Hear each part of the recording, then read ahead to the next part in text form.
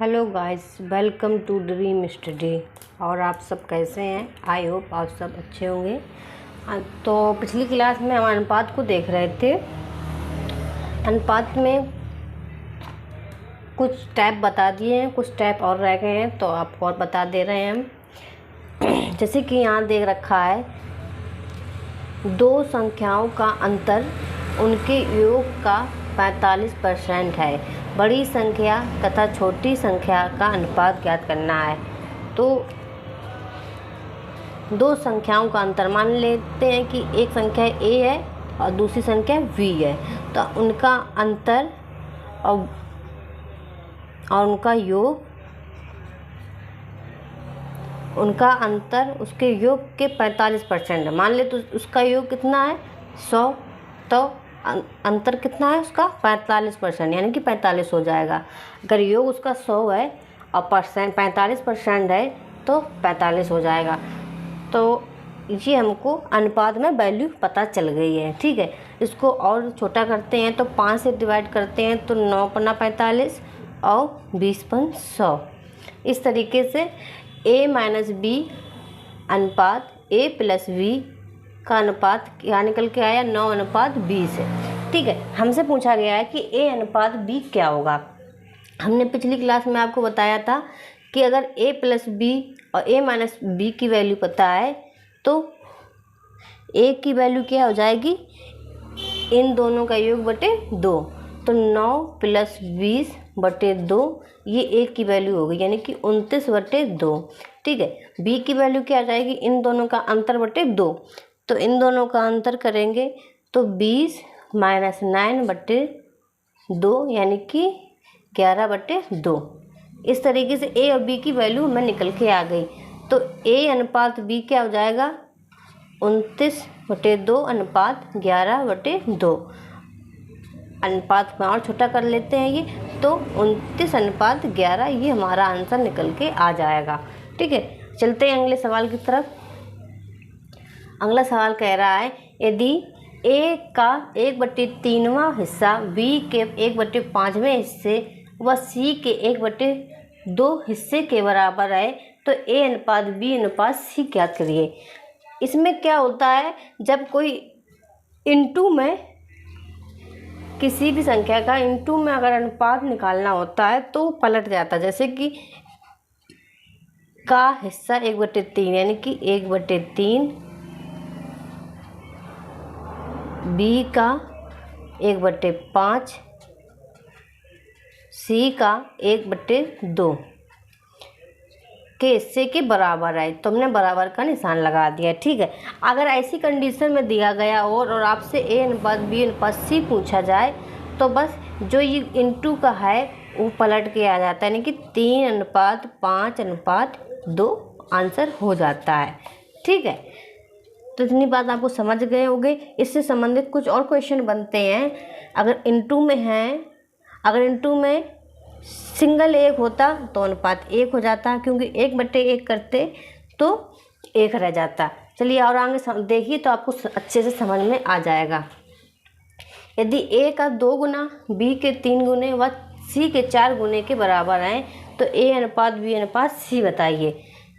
a का 2 गुना, b के 3 गुने, c के 4 गुने बराबर में, तो बराबर करते हैं। और हमसे a अनुपात b अनुपात c, उसमें क्या था, बटे में था, तो हम 1/3 को अगर हम पलटेंगे तो 3/1 हो जाएगा, यानी कि 3 रह जाएगा। अब 1/5 को बोल देंगे तो 5/1 हो जाएगा। इसी तरीके से 2/1 हो जाएगा। 1 नीचे है तो उसकी वैल्यू नहीं रह जाती है, इसको हम 3:5:2 में लिख सकते हैं। इस तरीके से ये आंसर आ गया। सेम इसमें भी वैसे ही करना है। इसमें क्या करना है आपको, जैसे a का इनटू क्या है 2 और उसको हम पलटेंगे तो 1/2 हो जाएगा अनुपात। इसका इनटू क्या है 3, इसको पलटेंगे तो 1/3 हो जाएगा अनुपात। इसका इनटू क्या है 4, इसको पलटेंगे 1/4 हो जाएगा। अब बटे में कोई वैल्यू रखी नहीं जाती है तो इसका एलसीएम लीजिए। ना एलसीएम लेना है, अगर एक का अनुपात निकालना है इसको बंद कर लो, इन दोनों का इनटू करके ऊपर लिख लो, यानी कि 3 चौको 12 2।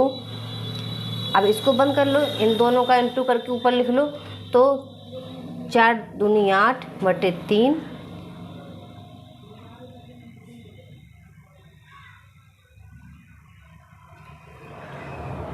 सॉरी गलती कर रहे हैं हम। चलो एलसीएम ले लेते हैं। एलसीएम इनका क्या आ जाएगा 12। 2, 3 और 4 का अगर हम एलसीएम लेते हैं, एलसीएम लेना आपको आता होगा, 12 आ जाएगा। तो 12 का तीनों में गुणा कर दो, तो 12/2 अनुपात 12/3 अनुपात 12/4। तो 12 से इसमें डिवाइड करेंगे 2 को, तो हो जाएगा 6 अनुपात 4 अनुपात और 3 अनुपात। ये हमारा आंसर निकल के आ जाएगा। तो बात आप समझ रहे होंगे कि कैसे आया। चलिए आगे देखते हैं।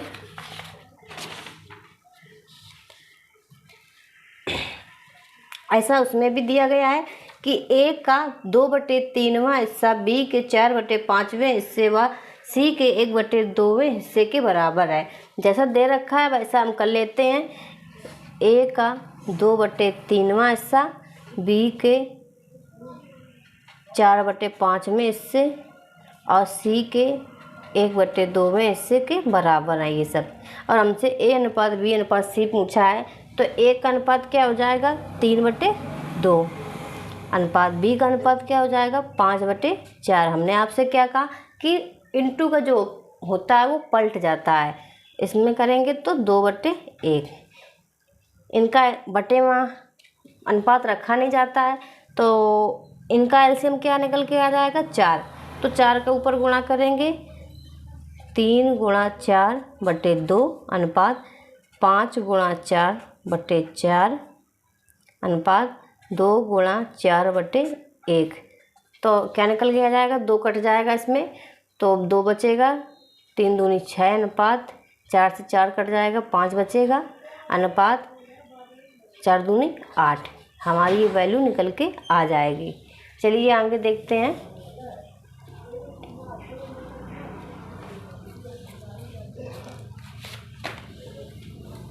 इसमें क्या कह रहा है, एक त्रिभुज की भुजाएं 7:9:12 के अनुपात में हैं। सबसे बड़ी और सबसे छोटी भुजा का अंतर, सबसे बड़ी और सबसे छोटी भुजा का अंतर 5 है। तो सबसे बड़ी भुजा की लंबाई कितनी होगी। देखिए तीन भुजाएं होती हैं त्रिभुज में, ठीक है, उनका अनुपात दिया गया भुजाओं का, और हमसे कहा सबसे बड़ी और सबसे छोटी भुजा का अंतर। तो अंतर यहाँ हमें कितने अनुपात का दिख रहा है 5 अनुपात का, ठीक है।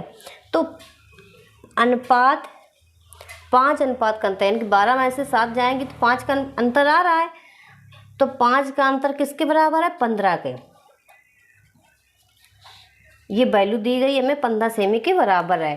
तो जब 5 का अनुपात 15 के बराबर है तो 1 का अनुपात कितने के बराबर हो जाएगा 5 × 15 3 के बराबर।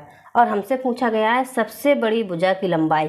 सबसे बड़ी भुजा यानी कि 12 का अनुपात, जब 1 का अनुपात 3 है तो 12 का अनुपात कितना हो जाएगा, तो इसको मैं 12 का गुणा कर दें,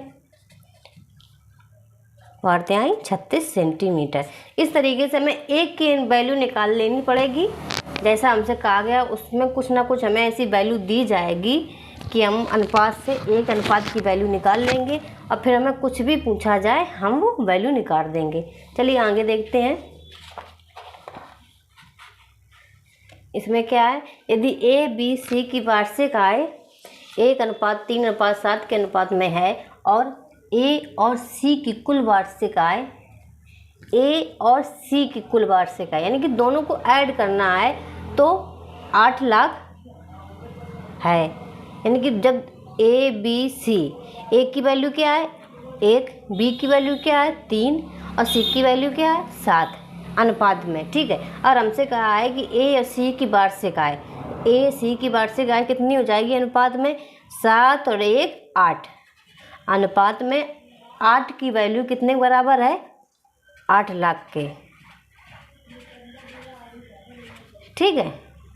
इकाई, दाई, सैकड़ा, हज़ार, 10,000, लाख, ठीक है, 8 लाख के बराबर है।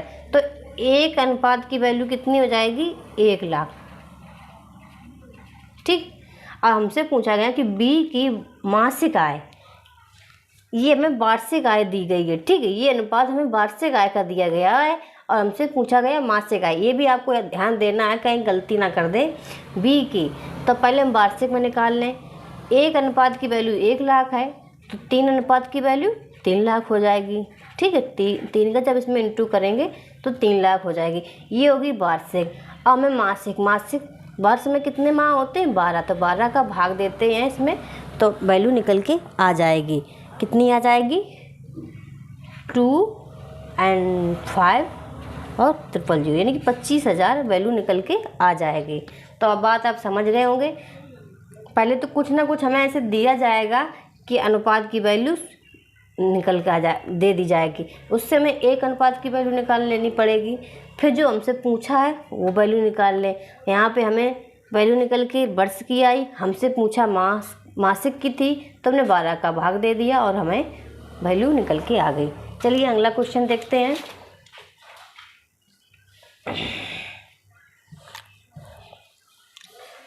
अगले क्वेश्चन में कह रहा है, किसी कारखाने में एक व्यक्ति द्वारा किए गए उत्पादन का 33.1/3% दूसरे व्यक्ति द्वारा किए गए उत्पादन के 50% के बराबर है, ठीक है। यदि दूसरा व्यक्ति प्रतिदिन 1500 वस्तु बनाए तो पहले व्यक्ति प्रतिदिन कितनी वस्तु बनाएगा, ठीक है। मान ले पहला व्यक्ति ए है, 33/1/3 की वैल्यू क्या निकल के आएगी? अगर 100 का भाग दे दें इसमें तो 1/3 निकल के आ जाएगी, ठीक है। आप निकाल लेना, इतना तो आप समझते ही होंगे। और दूसरे व्यक्ति की मान ले रहे बी है, उसका 50% यानी कि 100 का आधा, यानी कि उसकी वैल्यू 1/2 निकल के आ जाएगी। इससे हम ए अनुपात बी का मान निकाल सकते हैं। ए अनुपात बी का मान कितना आ जाएगा? 3:2, ठीक है। और हमसे क्या कहा गया है कि यदि दूसरे व्यक्ति प्रतिदिन 50 वस्तु बनाता है, यानी कि दूसरा व्यक्ति क्या है? बी, अनुपात उसका क्या है? 2, तो 2 अनुपात की वैल्यू कितनी है? 1500। तो 1 अनुपात की वैल्यू कितनी हो जाएगी? 1500/2, ये हो जाएगी। 2 अनुपात की वैल्यू 1500 है, तो 1 अनुपात की वैल्यू 1500/2 हो जाएगी। और हमसे पूछा गया है 3, यानी कि ए नंबर एक दिन में कितनी वैल्यू बनाएगा अनुपात में, तो उसको 3 का भाग दे गुणा कर दें और आंसर निकाल लें। 15 × 45/2, 2 दूनी 4, 2 दूनी 4, 2 पंचे 10, ठीक है। इतनी वस्तु बनाएगा। एक बार और आपको समझा देते हैं इस क्वेश्चन को। किसी कारखाने में एक व्यक्ति द्वारा किए गए उत्पादन का 33/2% दूसरे व्यक्ति द्वारा किए गए उत्पादन का 50% के बराबर है। तो 33 जब 1/2 का हम 100 का गुणा करके वैल्यू निकालेंगे तो 1/3 निकल के आ जाएगा, ठीक है। अब 50% 1/2 आ जाएगा। हाँ, कह रहा है कि दोनों बराबर हैं, तो हमने बराबर कर दिया। और ये कंडीशन हम आपको समझा चुके हैं। जब कोई इंटू में बराबर हो और हमें अनुपात निकालना हो तो अनुपात निकल के 3:2 आ जाएगा। ये मान पलट जाते हैं, ठीक है। तो और हमसे कहा गया है कि दूसरा व्यक्ति यानी कि बी है जो, वो एक दिन में 1500 वस्तुएं बनाता है। तो 2 अनुपात की वैल्यू कितनी है? 1500। 1 अनुपात की कितनी हो जाएगी? 1500/2। और हमसे पूछा गया है कि पहला व्यक्ति जो ए है वो एक दिन में कितनी बनाएगा, उसकी वैल्यू अनुपात में कितनी है? 3। तो 1 उसका गुणा कर देंगे और सॉल्व कर देंगे तो आंसर 2250 निकल के आ जाएगा। चलिए आज का टॉपिक यहीं तक समाप्त करते हैं। बहुत बहुत धन्यवाद।